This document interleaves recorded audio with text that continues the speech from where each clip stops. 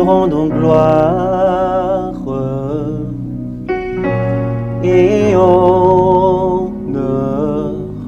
Nous lèvons nos mains pour t'adorer, exalter ton Saint-Nom. Nous te rendons gloire et honneur. Nous lèvons nos mains pour t'adorer, exalter ton Saint-Nom, car tu es Dieu. Jésus, tu fais des miracles, nul n'est comparable à toi. Nul n'est comparable à toi, car tu es Dieu. Jésus, tu fais des miracles, nul n'est comparable à toi. Nul n'est comparable à toi. Nous te rendons gloire, nous te rendons gloire et honneur. Nous lèvons nos mains pour t'adorer, exalter ton Saint-Nom. Nous te rendons gloire et honneur. Nous lèvons nos mains, nous lèvons nos mains pour t'adorer, exalter ton Saint-Nom. Car tu es Dieu, Seigneur, tu fais de miracles, il est comparable à toi, il est comparable à toi, il est comparable, car tu es Dieu, tu es Dieu, il est comparable à toi, il est comparable à toi.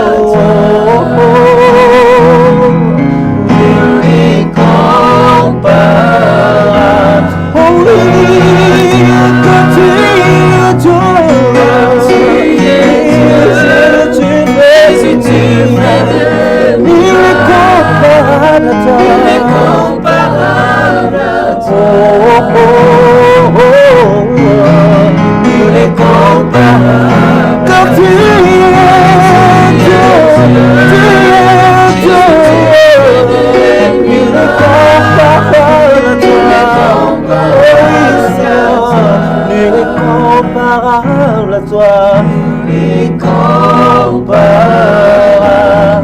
à toi. Tu pensi che mo pelo kumo kolo totomboli maboko kukurisa como nayo. Pensi che mo pero kumo Yesu totomboli maboko kokurisa como nayo yomone osala kabi kamwa osusulo kulayo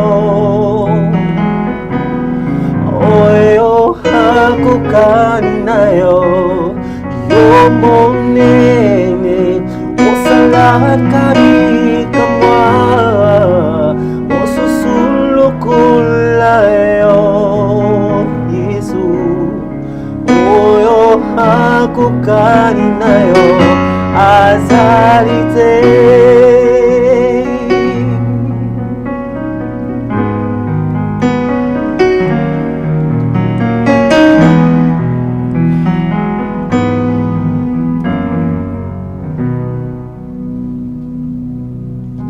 Que Dieu vous bénisse au nom merveilleux de notre Seigneur et Sauveur Jésus-Christ. Amen. Aujourd'hui, mes très chers frères et sœurs, nous allons voir un enseignement qui a pour thème les 4 modèles de persévérance dans l'Église. Les 4 modèles de persévérance dans l'Église, c'est les thèmes que nous allons développer avec moi aujourd'hui. Est-ce que j'ai parlé à quelqu'un? Amen. Bien-aimés dans le Seigneur, vous devez être conscient que la vie chrétienne, ce n'est pas une vie facile. C'est une vie de sacrifice. C'est une vie de jeûne et prière. C'est une vie qui demande beaucoup d'abstinence et de discipline. C'est une vie qui rencontre des fois des combats et des obstacles. On y rencontre des fois des persécutions et des afflictions. Et la plupart des chrétiens sont l'objet des cibles de la part de la haine des méchants, de la part des hommes méchants de ce monde. Est-ce que j'ai parlé à quelqu'un? Amen. Vous êtes des fois haïs sans cause. Vous êtes des fois haïs à cause du nom de Jésus-Christ que vous portez. La Bible dit que le nom de Jésus que vous portez, c'est le nom le plus précieux, c'est le plus grand trésor, c'est la plus grande richesse qu'un être humain peut avoir. C'est le nom le plus excellent. Et vous portez ce nom-là. Voilà pourquoi c'est ce nom-là qui vous attire le combat, qui vous attire la haine. Est-ce que j'ai parlé à quelqu'un? Amen. Alors, en tant qu'athlète de l'esprit, en tant que fils de Dieu, Dieu vous demande une vie de foi, une vie de persévérance. Parce que vous vivez dans un monde là où vos semblables cherchent à vous livrer au monde des ténèbres. Il y a des êtres humains qui se sont donnés comme commerce de donner les âmes, de vendre les âmes au royaume des ténèbres. Est-ce que j'ai parlé à quelqu'un? Amen. Vous êtes des fois vendus dans vos familles. Vous êtes vendus à l'occasion de rien. Vous êtes livrés des fois par vos parents. Vous êtes livrés des fois par vos amis, vos proches, vos connaissances. Et ça, ce sont les paroles de Christ avant de monter à la croix pour être crucifié. Est-ce que j'ai parlé à quelqu'un? Amen. Lisons Luc 21, verset 16 à 19, vous allez comprendre quelque chose. Regardez, vous serez livrés même par vos parents, par vos frères, par vos proches et par vos amis. Et ils feront mourir plusieurs d'entre vous. Regardez le verset 17. Vous serez haïs de tous à cause de mon nom. Verset 18. Mais il ne se perdra pas un cheveu de votre tête. Verset 19. Par votre persévérance, vous sauverez vos âmes. Quelqu'un a vu la persévérance? Amen. Par votre persévérance, vous sauverez vos âmes. Amen. Voilà pourquoi l'enseignement d'aujourd'hui t'appelle, mon frère, ma soeur, à la persévérance. Est-ce que j'ai parlé à quelqu'un? Amen. Et comme vous le constatez là, ce sont des paroles de notre Seigneur et Sauveur Jésus-Christ qui conscientisent les chrétiens que vous devez faire très attention parce que vous serez haïs de tous. C'est à propos de la haine des méchants, à propos de la haine de certaines personnes qui souhaitent bien vous voir étalés dans un cercueil.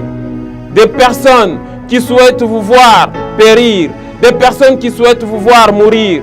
Ils ont de la haine contre vous. Des gens qui cherchent à mettre fin à votre vie. Est-ce que j'ai parlé à quelqu'un? Amen. Alors souvent, je me pose toujours la question, qu'est-ce que vous allez gagner en mettant fin à la vie de quelqu'un si ce n'est de satisfaire tout simplement votre haine et votre jalousie? Est-ce que vous allez hériter ce que Dieu a prévu pour la vie de quelqu'un d'autre? Non. Amen, amen. Amen. Nous sommes venus au monde, chacun avec ses promesses. Nous sommes venus au monde de façon particulière et que Dieu avait déjà prononcé des paroles, des promesses dans ta vie. Mais ces promesses, pour qu'elles se réalisent dans ta vie, il faut que tu marches dans les chemins de Dieu. C'est dans la voie de Dieu que tu peux croiser les promesses de Dieu plutôt que de marcher avec la haine envers les autres. Est-ce que j'ai marché? Et est-ce que j'ai parlé à quelqu'un? Amen. Si donc les frères, si donc la haine vous pousse à vouloir être comme votre prochain, à vouloir avoir comme votre prochain, ce n'est pas bon. Quelqu'un comprend ça? Amen. Le monde est méchant, mon frère, ma soeur. Et Dieu demande aux chrétiens d'être prudents. Ce n'est pas toute personne qui vous apprécie et qui vous porte dans votre cœur, non. Ce n'est pas toute personne qui peut dire avec sa bouche que non, il vous aime et il vous porte dans votre cœur. Non. Dieu nous appelle à la prudence. Parce que être prudent et être simple, c'est pour ainsi dire que nous sommes dans un environnement très dangereux. Nous sommes comme des brebis au milieu des loups. Est-ce que j'ai parlé à quelqu'un? Amen. Lisons Matthieu chapitre 10, versets 16 à 17. Regardez les paroles de notre Seigneur et Sauveur Jésus-Christ. Voici, je vous envoie comme des brebis au milieu des loups. Soyez donc prudents comme les serpents et simples comme les colombes. Verset 17. Mettez-vous en garde contre les hommes, car ils vous livreront aux tribunaux et ils vous battront des verges dans leurs synagogues. Amen, amen. Amen. La parole du Seigneur nous demande de nous mettre en garde contre les hommes méchants, contre les hommes mauvais, parce que tous n'ont pas la foi. Et l'apôtre Paul disait, priez pour nous afin que nous soyons délivrés des hommes mauvais et méchants. Quelqu'un comprend ça? Amen. Alors, Jésus-Christ est très clair ici. Il dit que nous sommes comme des brebis au milieu de loups. Et face à cette situation, Dieu nous appelle à la bergerie. Pour que la brebis soit en sécurité, il faut être dans la bergerie. Est-ce que j'ai parlé à quelqu'un? Amen. Vous devez comprendre ces choses. Et la bergerie dont il est question, c'est l'église. Les brebis doivent être encadrées dans l'église. Les brebis qui sont au milieu des loups sont encadrées dans une maisonnée. Et la maisonnée, c'est l'église de Dieu. Quelqu'un comprend ça? Amen. Alors, ça va nous permettre de tenir ensemble pour faire face à cet environnement dangereux. L'église doit imposer aux fidèles chrétiens un style de vie. Amen, amen. Amen. Doit imposer 4 styles de vie qui constituent les 4 fondements, les 4 piliers même d'une église forte. Une église qui se prétend être forte. C'est une église qui doit avoir les 4 modèles de persévérance. D'où les thèmes, les 4 piliers, les 4 modèles de persévérance dans l'église. Est-ce que j'ai parlé à quelqu'un? Amen.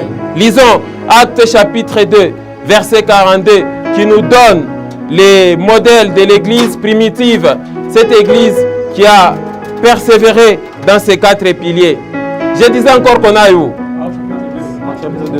Actes chapitre 2, les versets 42. La Bible dit ceci. Il persévérait dans l'enseignement des apôtres, dans la communion fraternelle, dans la fraction du pain et dans les prières. Amen, amen. Amen. Alors, comme vous voyez ces versets, mon frère, ma soeur, c'est ces versets qui donnent les 4 modèles de persévérance dans l'église. C'est ces versets qui essaient de nous montrer comment il faut persévérer dans l'église.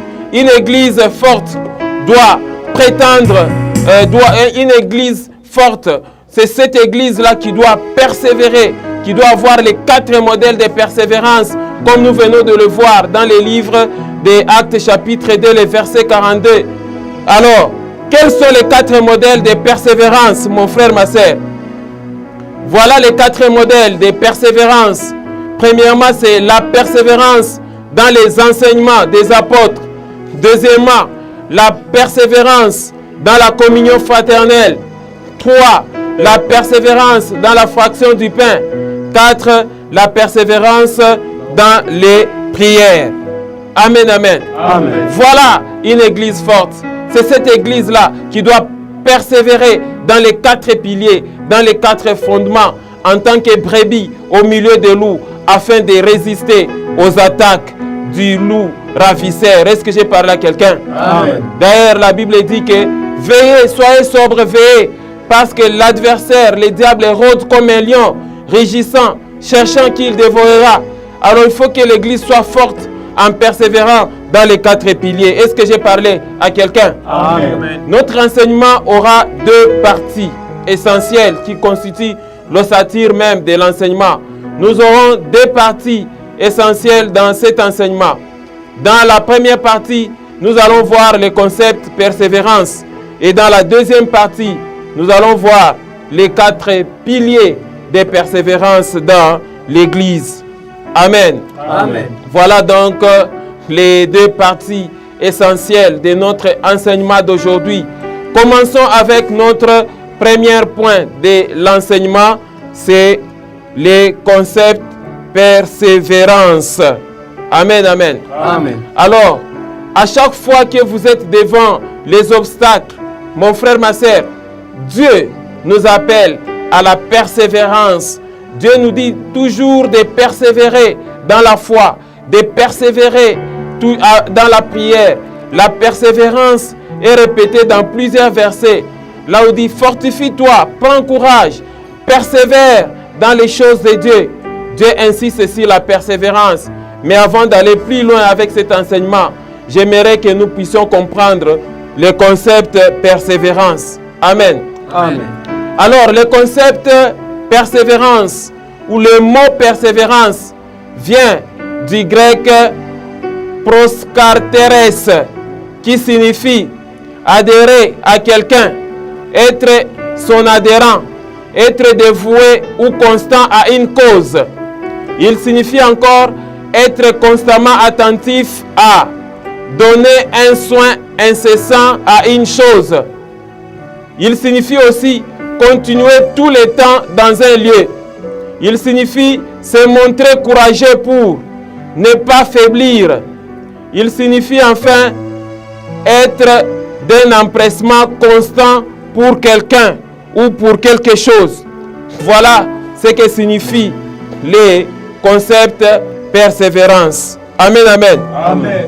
Donc, parler de la persévérance signifie être toujours disposé, être assidu, continuer, être attaché, ne pas quitter, ne pas se relâcher.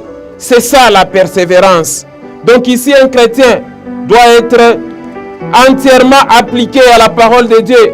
Il doit s'appliquer au principe de la parole de Dieu. Vous devez demeurer dans la foi. Vous devez persévérer dans les choses de Dieu. Est-ce que j'ai parlé à quelqu'un? Amen. Lisons Apocalypse chapitre 14, verset 12. On nous exhorte à la persévérance. Regardez, c'est ici la persévérance, c'est-à-dire l'assiduité. C'est ici la persévérance des saints qui gardent le commandement de Dieu et la foi de Jésus. Amen, amen. Amen. C'est-à-dire vous devez continuer à garder la foi, à tenir debout. C'est de ça qu'il s'agit. Est-ce que j'ai parlé à quelqu'un? Amen. Lisons aussi 2 Thessaloniciens, chapitre 1, le verset 4. Regardez ce que l'apôtre Paul dit.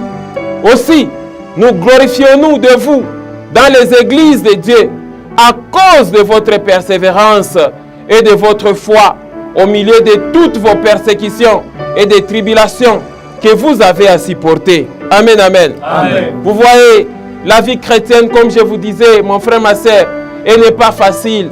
Elle demande la persévérance, elle demande l'assiduité, elle demande de continuer.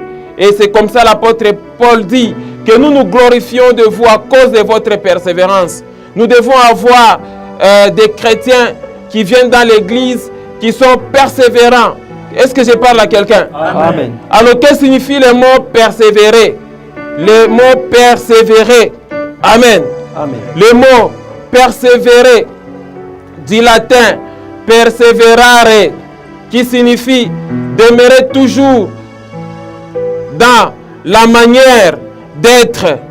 Il signifie aussi persister dans une action, une résolution, une attitude, malgré les difficultés rencontrées.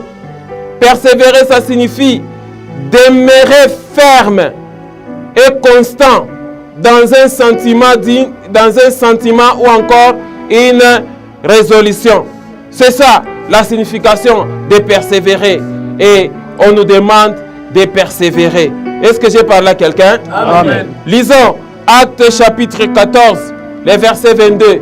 Vous allez voir comment l'apôtre Paul est en train d'expliquer les enfants de Dieu comment il les fortifie. Je disais qu'on a encore où? Acte 14, 22. Acte 14, 22. Fortifiant l'esprit des disciples, les exhortant à persévérer dans la foi et disant que c'est par beaucoup de tribulations qu'il nous faut entrer dans le royaume de Dieu. Amen, amen. Amen. Les chrétiens est dans une compétition spirituelle. C'est le combat spirituel que vous ne devez pas gagner seulement en invoquant les faits et en tapant les mains, mais ça nécessite beaucoup de paramètres, entre autres l'application de la parole de Dieu. Ça demande beaucoup de choses. Voilà pourquoi la vie chrétienne doit être fondée sur les 4 piliers dont nous sommes en train de parler ici. Est-ce que j'ai parlé à quelqu'un? Amen. Et même une église forte doit avoir ces 4 fondements, doit imprégner un style de vie aux chrétiens de manière à ce que nous puissions garder la foi et que si les fils de Dieu venaient aujourd'hui, qu'ils nous trouvent dans la foi et que nous puissions monter au ciel avec lui. Est-ce que j'ai parlé à quelqu'un? Passons maintenant à notre deuxième partie de l'enseignement, les 4 piliers de persévérance dans l'Église. Amen, amen. Quels sont les 4 piliers, les 4 modèles, les 4 styles de vie d'un croyant, les 4 styles de vie d'une Église forte qui est en compétition avec le diable et qui est appelée à sortir plus que vainqueur dans tous les domaines de la vie. Amen. Amen. Il n'existe pas de vie chrétienne sans persévérance. Il n'existe pas de vie chrétienne sans abstinence, sans discipline. La vie chrétienne, c'est la discipline. Et l'apôtre Paul dit que nous nous imposons de toute espèce d'abstinence de manière à obtenir des couronnes de Dieu. Est-ce que j'ai parlé à quelqu'un? Amen. Alors, comme nous vous l'avons dit dans l'enseignement au départ, qu'il persévérait dans l'enseignement des apôtres, dans la communion fraternelle, dans la fraction de pain et dans les prières. Ce sont là les 4 éléments que nous voulons développer à ces instants. Est-ce que j'ai parlé à quelqu'un? Amen. Les premiers piliers ou les premiers fondements, c'est la persévérance dans l'enseignement des apôtres. Amen, amen. Amen. Donc le premier point, bien-aimés dans le Seigneur, vous devez comprendre que les apôtres, les 12 apôtres, étaient investis par Jésus-Christ lui-même. C'est Jésus-Christ lui-même à la montagne des Oliviers. C'est sur cette montagne que Jésus-Christ va dire que vous êtes mes témoins. Amen, amen. Amen. Vous êtes mes témoins. Jésus les a investis comme des témoins. Lorsqu'il dit en Acte 1:8 que vous recevrez une puissance, le Saint-Esprit surviendra sur vous et vous serez mes témoins à Jérusalem, dans la Judée, dans la Samarie et jusqu'aux extrémités de la terre. C'est-à-dire quoi en d'autres termes? Que les 12 apôtres devaient être les témoins de la puissance de Dieu, devaient être les témoins de la mort de Christ, de sa résurrection, témoins de son ministère, témoins des prodiges, des signes et des miracles opérés par Jésus-Christ, témoins de son ascension. Et ils devaient aller témoigner la parole de Dieu. Et voilà pourquoi en tant que témoins de Jésus-Christ, ils avaient aussi pour mission de faire de toutes les nations les disciples. Ça, ce sont les instructions que Jésus-Christ avait données à ses disciples sur la montagne des Oliviers avant son ascension et que les apôtres devaient exécuter cela. Est-ce que j'ai parlé à quelqu'un? Amen. Voilà pourquoi, quand il y a eu 3000 âmes gagnées le jour de la Pentecôte, on a essayé de mettre les 3000 âmes ensemble. On les a baptisées et on a commencé à les enseigner. Voilà pourquoi, dans les premiers piliers, il y a la persévérance dans les enseignements des apôtres. Est-ce que j'ai parlé à quelqu'un? Amen. Alors, les enseignements des apôtres étaient basés sur quoi? Amen, amen. Amen.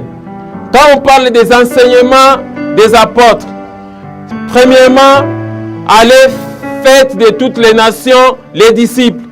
Deuxièmement, baptisez les disciples. Troisièmement, enseignez-leur à observer tout ce qui est prescrit. Et on se voit ça dans le livre de Matthieu 28, 19 à 20.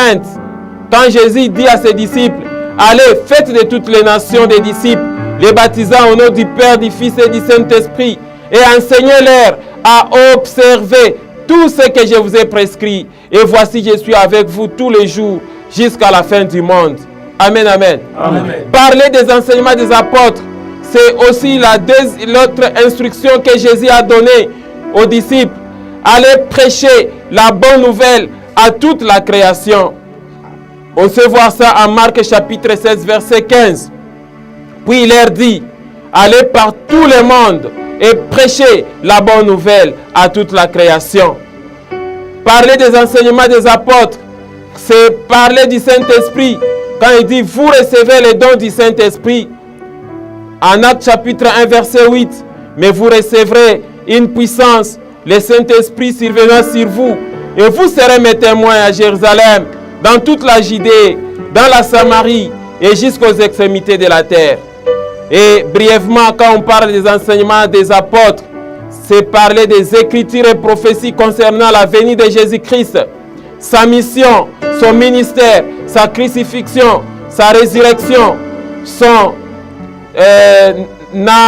ascension, son retour, l'enlèvement de l'Église, le royaume des cieux, la vie éternelle. Ce sont là les enseignements des apôtres. Est-ce que quelqu'un a compris ça? Amen. Et la Bible nous dit, ils persévéraient dans les enseignements des apôtres. Cela veut dire donc, ils persévéraient dans la doctrine de Christ. Et c'était ça la base fondamentale des enseignements des apôtres. C'est Jésus-Christ. Est-ce que j'ai parlé à quelqu'un? Amen. Ici, on ne parlait pas des hommes. Ici, c'est de parler de Jésus-Christ. L'enseignement des apôtres était basé sur la mort, la résurrection, la crucifixion, la résurrection de Jésus-Christ, son ascension, le Saint-Esprit, comme je venais de vous enseigner. Et non pas sur les coutumes et les traditions des hommes. Est-ce que j'ai parlé à quelqu'un? Amen. Ce n'est pas comme le cas aujourd'hui, on vous dit que nous voilà, pour entrer dans notre église, il faut d'abord vous raser toute la barbe. Ou encore il faut entrer par derrière. Il faut porter, je ne sais pas moi, les habits de couleur bleue. Ou encore, je ne sais pas moi, il faut s'habiller en cravate jaune seulement. Non, ça, ce sont les ésotérismes. Est-ce que j'ai parlé à quelqu'un? Amen. Voilà pourquoi, aujourd'hui, l'église qui peut se prétendre être forte, c'est cette église-là qui doit persévérer dans les enseignements des apôtres. Amen, amen. Amen. On dit enseigner aux gens les commandements de Dieu, enseigner-leur à observer tout ce qui est prescrit. Est-ce que j'ai parlé à quelqu'un? Amen. Et non pas seulement enseigner les bénédictions matin, midi, soir. On peut enseigner des bénédictions, il n'y a pas de problème. Mais il faut beaucoup marteler sur la marche dans la sanctification, la mise en pratique des commandements de Dieu. Est-ce que j'ai parlé à quelqu'un? C'est ça la doctrine de Christ. Regardez comment la parole de Dieu est rigoureuse à ce sujet. Lisons 2 Jean, versets 9 à 11. Regardez bien les passages. Quiconque va plus loin et ne demeure pas dans la doctrine de Christ n'a point Dieu. Et celui qui demeure dans cette doctrine a les pères et les fils. Regardez le verset 10.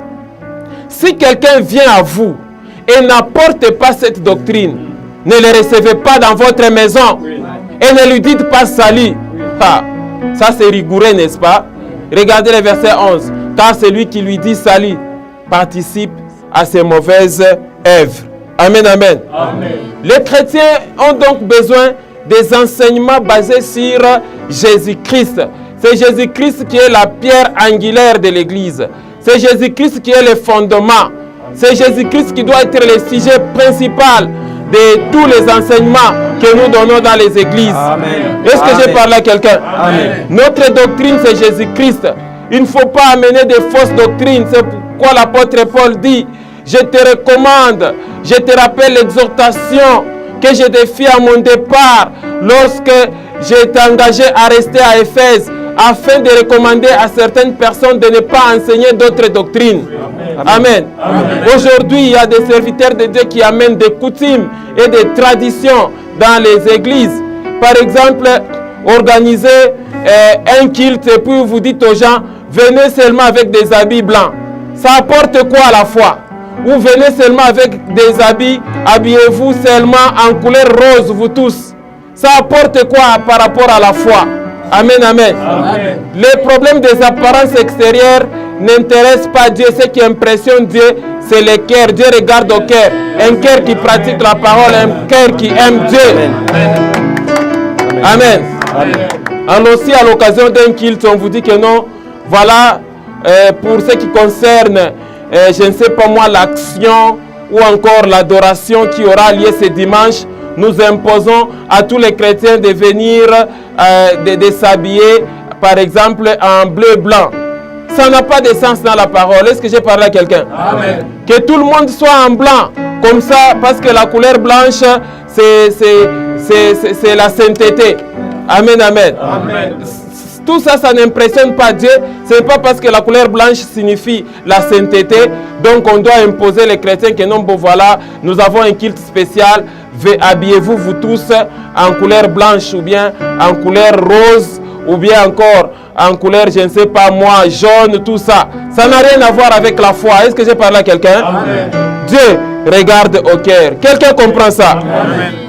Lisons un peu les livres des Actes chapitre 5, versets 28 à 32. Regardez. Là, c'est les apôtres quand ils sont arrêtés par des principaux sacrificateurs. Ici, vous allez voir le thème central. Vous allez voir que le thème central, c'est Jésus-Christ. Ils ne s'annonçaient pas eux-mêmes, ils annonçaient Jésus-Christ.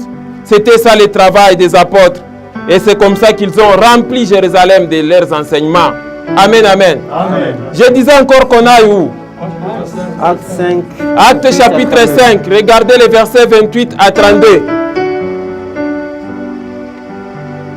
Ne vous avons-nous pas défendu expressement d'enseigner à ces noms-là? Là, il s'agit des principaux sacrificateurs qui ont interdit aux apôtres d'enseigner le nom de Jésus. Amen. Amen. Ne vous avons-nous pas défendu expressement d'enseigner à ces noms-là? Et voici, vous avez rempli Jérusalem de vos enseignements. Et vous voulez faire retomber sur nous le sang de cet homme. Verset suivant. Pierre et les apôtres répondirent, il faut obéir à Dieu plutôt qu'aux hommes. Verset 30. Le Dieu de nos pères a ressuscité Jésus, que vous avez tué en le pendant au bois. Verset 31. Dieu l'a élevé par sa droite comme prince et sauveur pour donner à Israël la repentance et le pardon des péchés. Verset 32. Nous sommes témoins de ces choses, de même que le Saint-Esprit que Dieu a donné à ceux qui lui obéissent. Amen, amen. Amen. Comme vous le constatez, est-ce que les apôtres sont en train d'annoncer leur propre nom? Non. Amen, amen. Amen. Les apôtres ne courent pas derrière leur renom, leur renommée. Aujourd'hui, on a des serviteurs qui voudraient bien qu'on commence à les citer partout. Ce qui n'est pas correct. Amen. Amen. Il faut que le nom de Jésus soit célèbre. Amen. Et le nom des serviteurs de Dieu s'efface. Amen. Amen. Amen.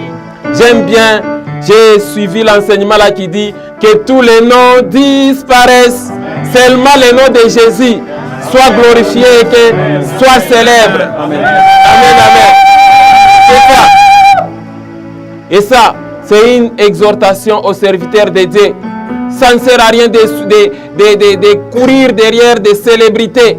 Qu'on parle de vous, que non, voilà, vous faites les miracles, vous faites ceci, tout ça, ainsi de suite. Ici, ce qui est essentiel, vous voyez, les apôtres sont en train d'annoncer le nom de Jésus. On les a interdits. Qui vous demande avec quelle autorité vous êtes en train de parler en ce nom-là? Ils ont dit que nous obéissons à Dieu. Et ils ont encore parlé de Jésus. Amen. Qui a été crucifié. Amen. Jésus qui est ressuscité. Jésus qui est élevé à la droite du Père. Et Jésus qui a envoyé le Saint-Esprit. C'était ça. Amen. Le sujet principal. Amen. Amen. Bien-aimés dans le Seigneur. Donc, il s'attachait à écouter attentivement les enseignements des apôtres. Et c'est là pour plusieurs raisons. Amen, amen, amen. On doit se poser la question, pourquoi enseigner la parole de Dieu? Pourquoi enseigner la parole de Dieu? Premièrement, c'est pour que le peuple de Dieu ne périsse pas, mais qu'il ait la vie éternelle. Osée chapitre 4, verset 6 dit, « Mon peuple est détruit parce qu'il lui manque la connaissance. Puisque tu as rejeté la connaissance, je te rejetterai et tu seras dépouillé de mon sacerdoce. Puisque tu as oublié la loi de ton Dieu, j'oublierai aussi tes enfants. » Voilà pourquoi une église forte doit d'abord persévérer dans les enseignements des apôtres. Amen. Pourquoi enseigner la parole de Dieu? Deuxièmement, c'est pour acquérir la connaissance de la vérité. C'est comme ça, en 1 Timothée chapitre 2, verset 3-4, la Bible dit, « Cela est bon et agréable devant Dieu notre Sauveur, qui veut que tous les hommes soient sauvés et parviennent à la connaissance de la vérité. » Pourquoi enseigner la parole de Dieu? C'est pour acquérir la foi, pour le salut de nos âmes. Romains 10, 17 dit ainsi, la foi vient de ce qu'on entend, et ce qu'on entend vient de la parole de Christ. Pourquoi enseigner, pourquoi persévérer dans l'enseignement des apôtres? C'est pour ne pas être emporté par de fausses doctrines. Amen. Éphésiens 10, Éphésiens chapitre 4, le verset 12 dit ceci, le verset 14 plutôt, Éphésiens chapitre 4, verset 14, afin que nous ne soyons plus des enfants flottants et emportés à tout vent de doctrine par la tromperie des hommes, par les rises et dans les moyens de séduction. Amen, amen. Voilà la première dimension ou le premier pilier, c'est que l'Église qui avait presque 3000 âmes, et avec les apôtres, ils persévéraient dans les enseignements. Est-ce que j'ai parlé à quelqu'un?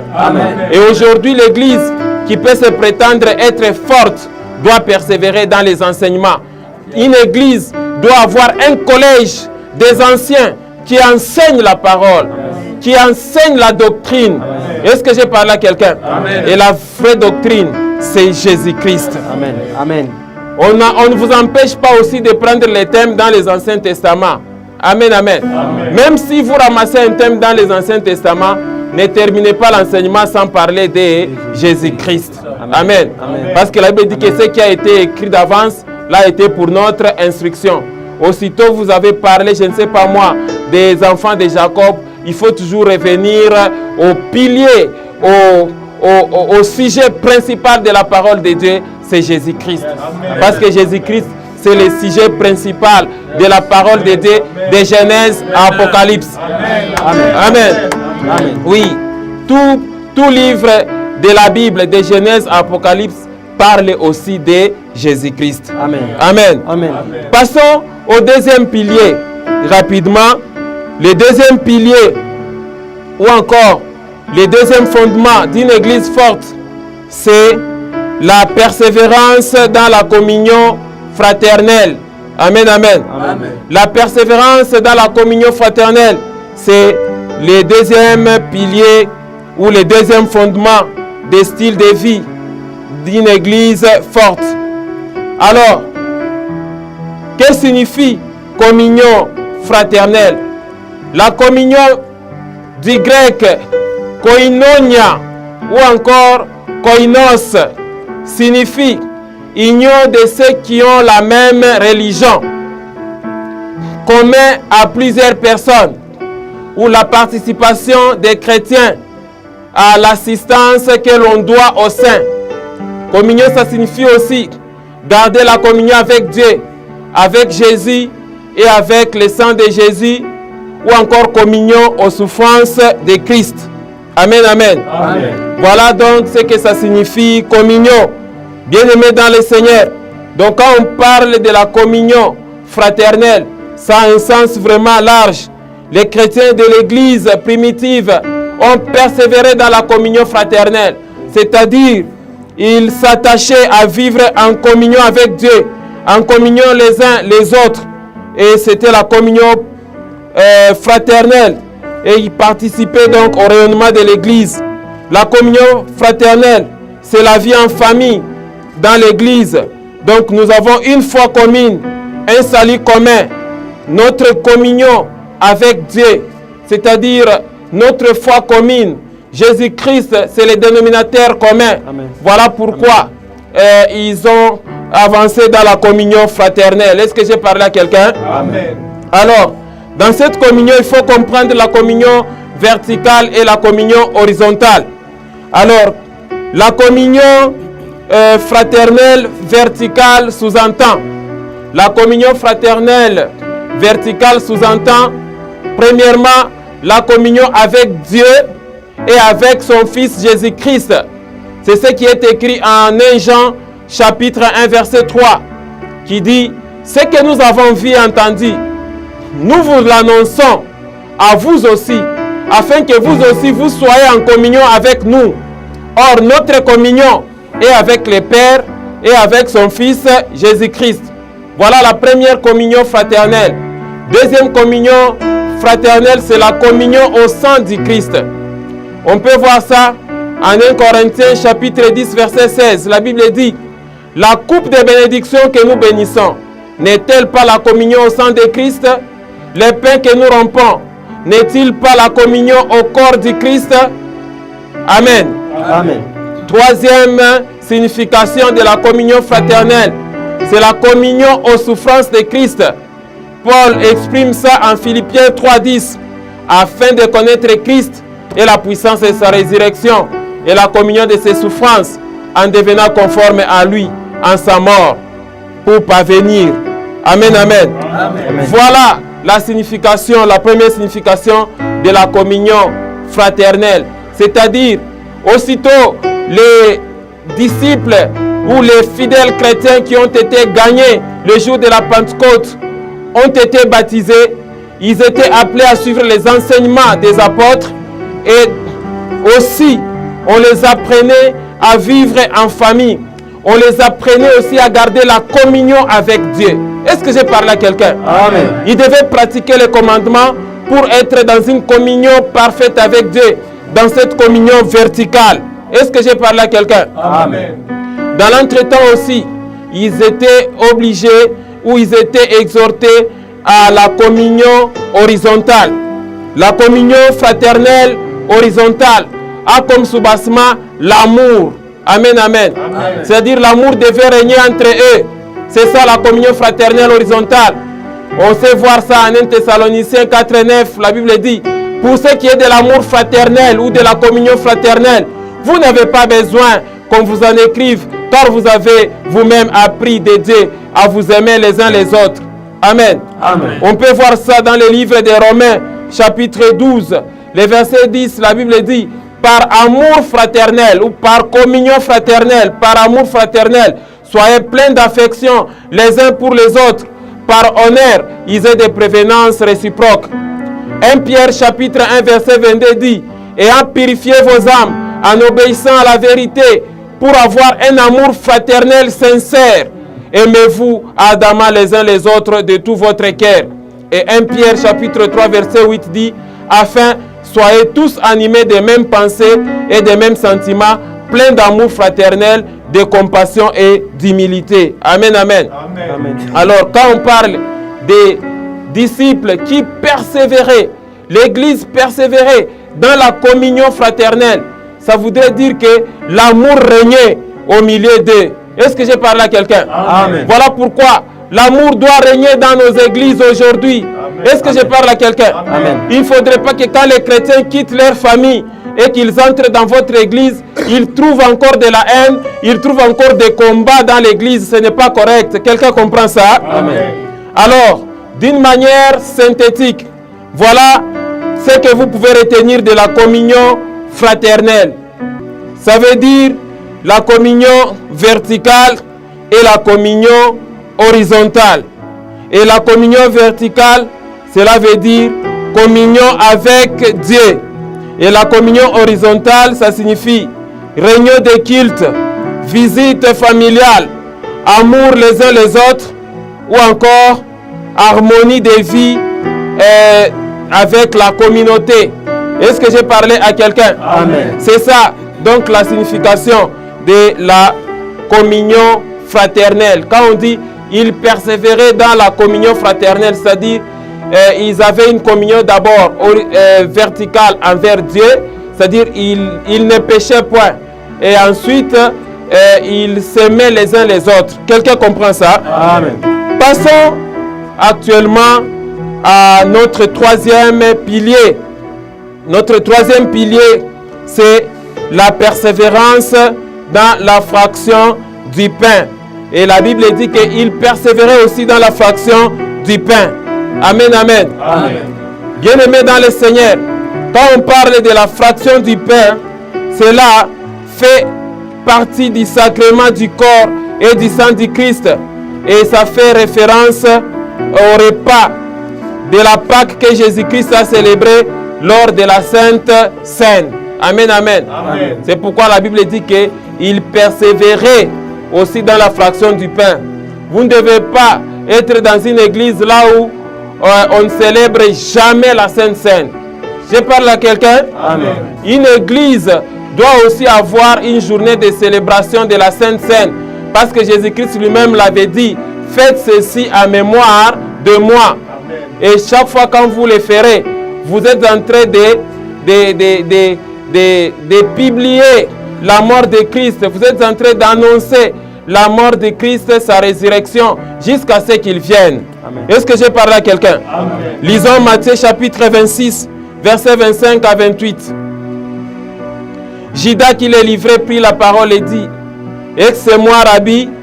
Jésus lui répondit, « Tu l'as dit. » Regardez le verset suivant.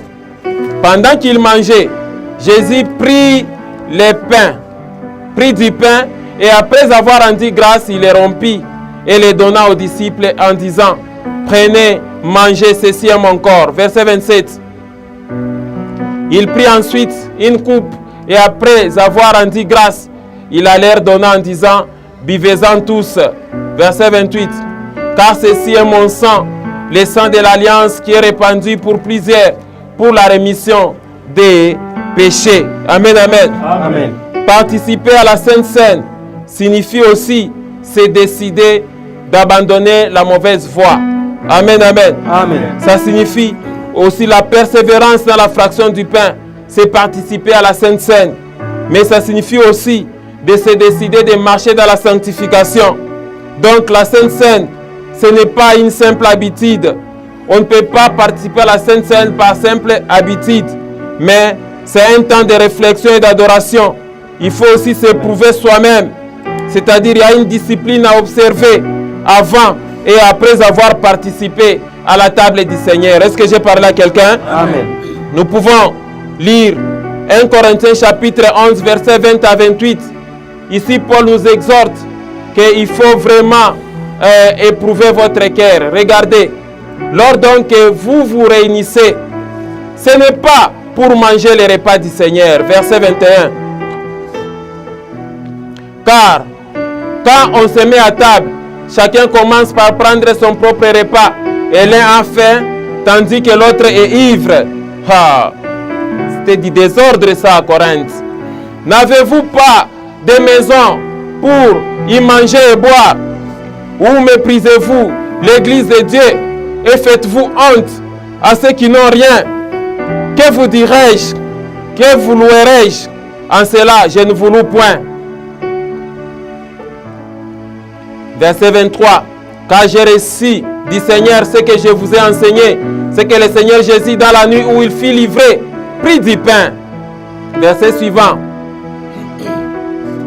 Et après avoir rendu grâce, les rompit et dit, ceci est mon corps qui est rompu pour vous. Faites ceci en mémoire de moi. Verset 25. De même, après avoir soupé, il prit la coupe et il dit, cette coupe est la nouvelle alliance en mon sang. Faites ceci en mémoire de moi toutes les fois que vous en boirez. Verset 26. Car toutes les fois que vous mangez ces pains et que vous buvez cette coupe, vous annoncez la mort du Seigneur jusqu'à ce qu'il vienne. Verset 27. C'est pourquoi celui qui mangera les pains ou boira la coupe du Seigneur indignement, c'est-à-dire sans discerner, sera coupable envers le corps et le sang du Seigneur. Verset 28. Que chacun donc s'éprouve soi-même et qu'ainsi il mange du pain et boive de la coupe. Amen, amen. Amen. Ici, c'est donc une conscientisation. Ne participe jamais à la Sainte Seine si tu sais que tu ne t'es pas encore décidé de marcher dans la sanctification. Amen.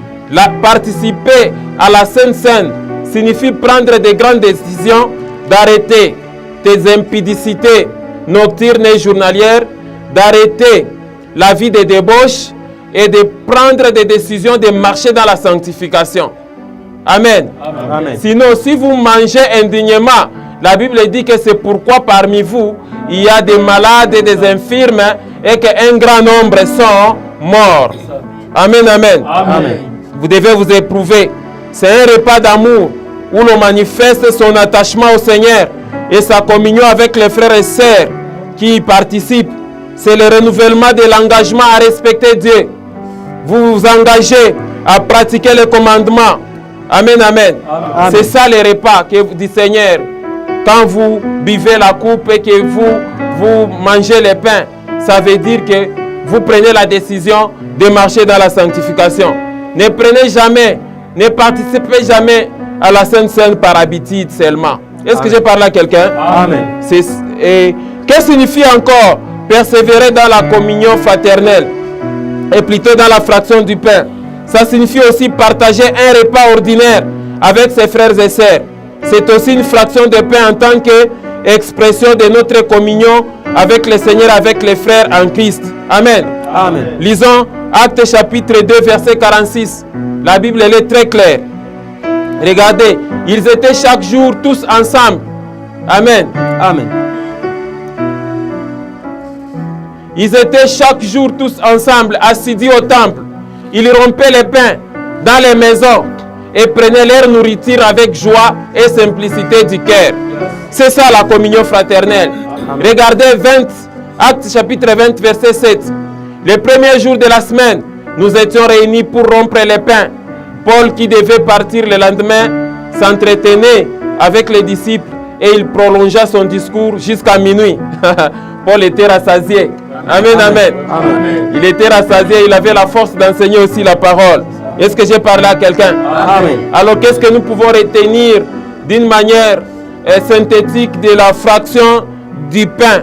Quand on parle de fraction du pain, ça signifie Sainte Seine. Donc, fraction du pain signifie Sainte Seine et ça signifie aussi partager le repas ordinaire entre frères et sœurs. Amen, amen. Amen. Et la Bible dit, il persévérait dans la fraction du pain. Est-ce que j'ai parlé à quelqu'un? Amen. Passons au dernier pilier de la persévérance. C'est la persévérance dans les prières. Amen, amen. Amen. Une église forte doit persévérer dans les prières. Amen. Il persévérait dans les veilles de prières, dans les jeûnes et prières. Les chrétiens menaient une vie de prière intensive. Jésus lui-même se retirait d'ailleurs régulièrement, soit à la montagne, pour prier. La prière, c'est une arme puissante à la disposition de l'Église pour renverser les forteresses. Elle est nécessaire pour nous aider à achever l'œuvre de la sanctification. Est-ce que j'ai parlé à quelqu'un? Amen. Donc, la prière est nécessaire. Une église forte, c'est une église qui organise des séances de prière. Est-ce que j'ai parlé à quelqu'un? Amen. Lisons un peu rapidement quelques passages. Regardez Colossiens, chapitre 4, le verset 2. La Bible dit ceci. Persévérez dans la prière, veillez-y avec action de grâce. Voilà pourquoi je t'exhorte, toi les chrétiens, qui aiment toujours dormir pendant que les autres sont en train de prier. Quand on enseigne, tu dors. Quand on prie, tu dors. C'est toujours la paresse et l'assoupissement en matière de prière. La Bible te dit, persévérer dans la prière. Est-ce que j'ai parlé à quelqu'un? Amen. Lisons aussi Actes chapitre 1, verset 14. La Bible est très claire. Tous d'un commun accord, persévérer dans la prière. Avec les femmes et Marie, mère de Jésus, et avec les frères de Jésus. Ils persévéraient dans la prière. Est-ce que j'ai parlé à quelqu'un? Amen. La persévérance dans la prière, elle est importante pour une église forte, pour des chrétiens forts. Ils doivent persévérer dans la prière. J'ai parlé à quelqu'un? Amen. Lisons aussi 1 Thessaloniciens, chapitre 5, le verset 17. Regardez. Priez sans cesse. Amen, amen. Amen. Ça, c'est un verset court. Priez sans cesse, ce que Dieu vous demande. Et une église forte doit persévérer dans la prière. Regardez aussi Ephésiens, chapitre 6, verset 18. Faites en tout temps par l'Esprit toutes sortes de prières et de supplications. Veillez à cela avec une entière persévérance et priez pour tous les saints. Amen. Amen, amen. Amen. Voilà ce qui était le modèle de l'église primitive. La Bible dit en Actes chapitre 2, verset 42, ils persévéraient dans les enseignements des apôtres, dans la communion fraternelle, dans la fraction du pain et dans les prières. Verset 43, la crainte s'emparait de chacun et il se faisait beaucoup de prodiges et de miracles par les apôtres. Tous ceux qui croyaient étaient dans les mêmes lieux et ils avaient tous en commun. Amen, amen. C'est comme ça que l'église était devenue forte. Vous avez besoin d'une église forte. Il faut persévérer dans l'enseignement des apôtres, dans la communion fraternelle, dans la fraction du pain et dans les prières. Est-ce que j'ai parlé à quelqu'un? Amen. Quelles sont les recommandations du Seigneur pour terminer l'enseignement, mon frère, ma soeur? Quelles sont les recommandations du Seigneur? Lisons Hébreux chapitre 6, versets 11 à 12. Nous désirons que chacun de vous montre les mêmes ailes pour conserver jusqu'à la fin une pleine espérance. Verset 12. En sorte que vous ne vous relâchez point et que vous imitiez ceux qui par la foi et la persévérance héritent les promesses. Amen, amen. Amen. C'est ça une église forte, c'est la persévérance. Et Hébreux chapitre 10, verset 36, la Bible dit, car vous avez besoin de persévérance, afin qu'après avoir accompli la volonté de Dieu, vous obteniez ce qui vous est promis. Amen, amen. Amen. Voilà, on a besoin de la persévérance. Et enfin, Hébreux chapitre 12, verset 1, la Bible dit ceci. Nous tous donc aussi, puisque nous sommes environnés d'une si grande nuée de témoins, rejetons tout fardeau et les péchés qui nous enveloppent si facilement et courons avec persévérance dans la carrière qui nous est ouverte. Amen, amen. Amen. Voilà les 4 fondements, mes frères et sœurs. Les 4 fondements ou les 4 piliers sur lesquels l'Église doit être posée. Premièrement, la persévérance dans les enseignements des apôtres. Deuxièmement, la persévérance dans la communion fraternelle. Troisièmement, la persévérance dans la fraction du pain. Et enfin, la persévérance dans les prières. Que Dieu vous bénisse au nom de Jésus. Que Dieu vous bénisse. Voici l'enseignement.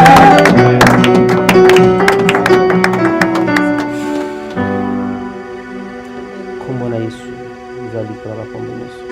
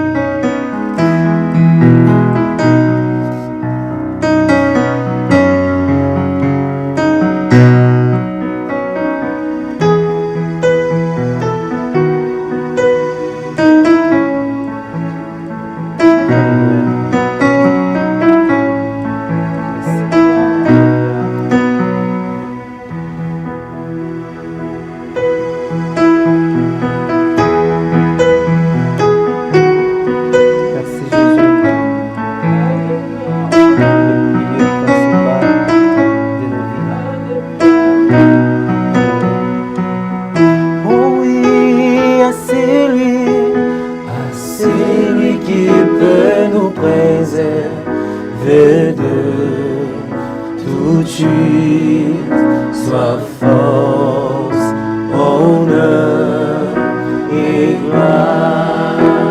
Nos mains sont levées, nos mains sont levées devant son trône glorieux, l'auteur de toute grâce.